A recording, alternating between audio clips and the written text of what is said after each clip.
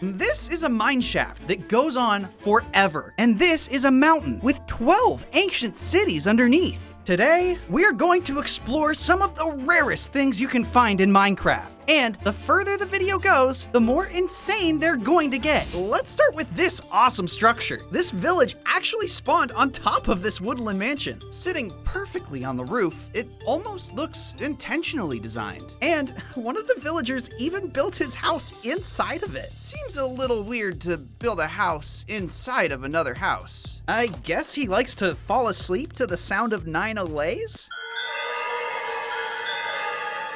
It's crazy to see, but even though they hate each other, it seems like these villagers and illagers are finally getting along for once. Well, maybe not. Regardless, you can even see part of the village foundation leaking through the ceiling. Now, that's some wonky generation. Kinda like the Farlands, which are just an old bug, right? Well, with this seed, it's now a feature. Thanks to New World Generation, we can find this crazy cave, facing out towards the open sea. I always wanted to build something in the Farlands, and with open space galore and waterfalls for decor, it's a perfect space for any base. Plus, the frozen peak next to it has a single emerald at the top to get your trading journey started. Now, you'll just need somewhere to spend it. For that, we'll break from the mountain peaks and go deep under the earth to this cave village. These structures are only supposed to generate above the surface, but some villagers are just built different, I guess. It's crazy to see one of these so far underground, let alone at Deepslate level, but it makes for a great place to stop on your mining expeditions. I wonder if these guys know they live above a massive lava pit. Maybe that's why this guy decided to build his house all the way up here instead. Yeah, he probably thinks they're crazy. Minecraft worlds don't generate like they used to. I mean, imagine seeing this when you spawn in. These 7 rivers all meet in the middle to create this beautiful landmark. Looks like something straight out of the Hunger Games. Not only that, but then you have a great variety of biomes surrounding you. I mean, there's a desert here, plains here, forest, birch forest, hills, and a snowy taiga all within reach? Yeah, this is a great place to spawn. But you probably wouldn't ever want to spawn into this next seed. Upon loading into this world for the first time, you'll immediately be stuck in the cobwebs of an abandoned mineshaft, which doesn't seem too bad until you notice the cave spider spawner right next to you. While it may feel unfair, I'm sure those spiders are happy for the free meal. Maybe you'd have better luck than me. Speaking of luck, you'd have to be pretty lucky to find this rare mushroom fields biome at all, let alone spawn next to one this big. It stretches out over 2,000 blocks and is home to 6 ruined portals and all the mushrooms and mycelium you could ever need. Yup, you'd be hard pressed to find one bigger than this. And with 3 coastal villages nearby, there's plenty more to explore. Though some villages prefer seclusion, like this one here, cut off from the rest of the world by these massive mountain peaks. Nothing is climbing over those. Look, I get it, villagers are terrible, and players are sometimes worse. Still, it makes for a beautiful view, and with both a mine shaft and ancient city below, it's got a bit of everything. Oh,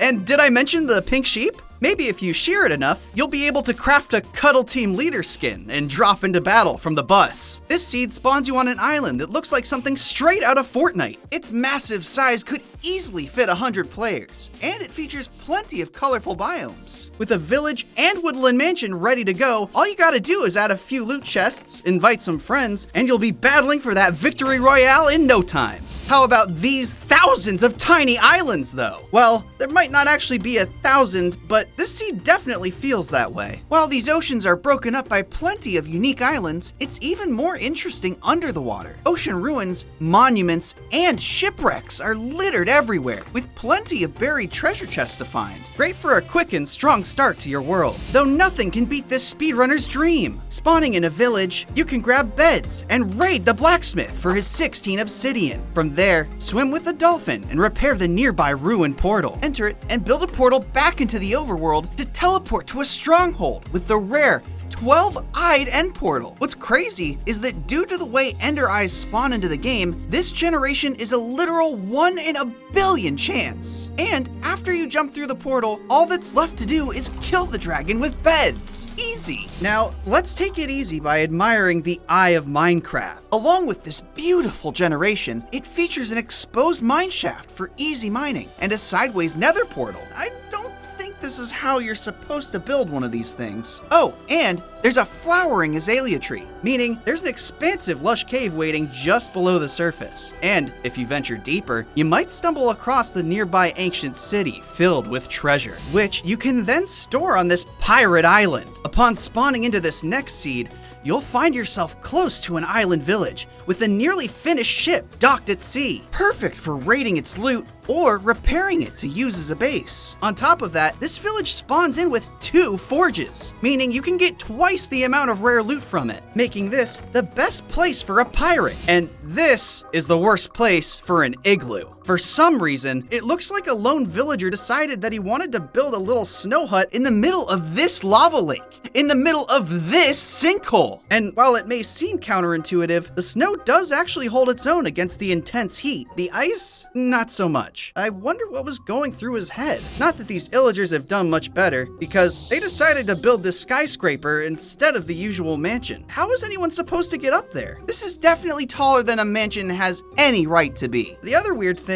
is that these structures are supposed to spawn in dark forests, yet there are none in sight. The evokers must have messed up on one of their spells. Though it's nowhere as crazy as the longest ravine in Minecraft. If you look closely, you might notice a certain pattern. Insanely, this ravine will continue to repeat for infinity. You can use it to easily find exposed mine shafts, or to mine up the infinitely generating ore. Just make sure you bring a water bucket in case you fall into the lava below. If that sounds too dangerous, how about a relaxing island vacation on this villager island? This seed will spawn you on one of 2 villager islands. While it might seem odd that 2 whole civilizations developed on just these small barren lands, the nearby shipwrecks paint a clear picture of their story. Poor guys. I wonder if they've ever tried to leave. Maybe someone should build a bridge to connect them. Kinda like how these 2 ancient cities spawned in as one mega city. This next seed starts us on the surface near an icy peak, with a beautiful lush cave that opens to the depths of the deep dark. From there, an ancient city isn't far away. Now, while it's normal for ancient cities to be found under the mountains, it is not normal that these 12 all generated within 1,000 blocks of the world spawn. You can't go more than a couple chunks without running into another one, which can't be said for strongholds. These structures are incredibly hard to find and are supposed to only generate deep underground, which is why it's so surprising that one loaded in at surface level. If you decide to enter, you'll be met with a library filled with rich enchantments, and just down the hall lies the end portal, which is much better than using an Eye of Ender, because that would guide you to the furthest possible point from the portal. The spawn isn't bad either, as you'll be between 2 lovely villages. Speaking of lovely things, sometimes you need a special place to take your significant other, and this heart-shaped lake makes for the ultimate romance destination. There are plenty of squids for ink, so you can write your poems, and cod for cooking up a delicious romantic meal. As long as we don't get interrupted. Pillagers are so annoying, so it's no wonder that these guys built their village on top of this spire. I have no idea how they managed to climb up, but it makes for the perfect defense. Even with a pillager outpost nearby, there's no way for them to reach the top. And if you do manage to summon a raid, it'll just end immediately when they all give up. They'll be safe up there forever. Though, I can't say the same for that desert village over there. The opposite of a spire would be a sinkhole, and that's exactly what you'll find when spawning into this seed. Generated in the middle of this massive lake, it's quite the remarkable sight, with mega taiga trees growing around the sides, waterfalls, and mossy boulders. This would be an inspiring location for any base or player village. Plus, there are plenty of lush caves and an ancient city nearby. Though this survival island truly has everything you could ever need. Not only does it look incredible, but starting from spawn, you have a lovely village above, while below you can find an ancient city that generated inside of both a mine shaft and a stronghold. It's all located on this one island. But if you feel like venturing out, there's an ocean monument right under the village docks, and a rare mushroom island within swimming distance. Now, another rare biome, the ice spikes, isn't supposed to generate any structures, which makes it crazy that a whole village spawned here in this seed. It looks like they found just enough of a flat plain to build all of their igloos. The beautiful ice towers contrast really well with the rest of the village. And overall, not a bad spawn. There's even a cool buried shipwreck nearby. Dig deep,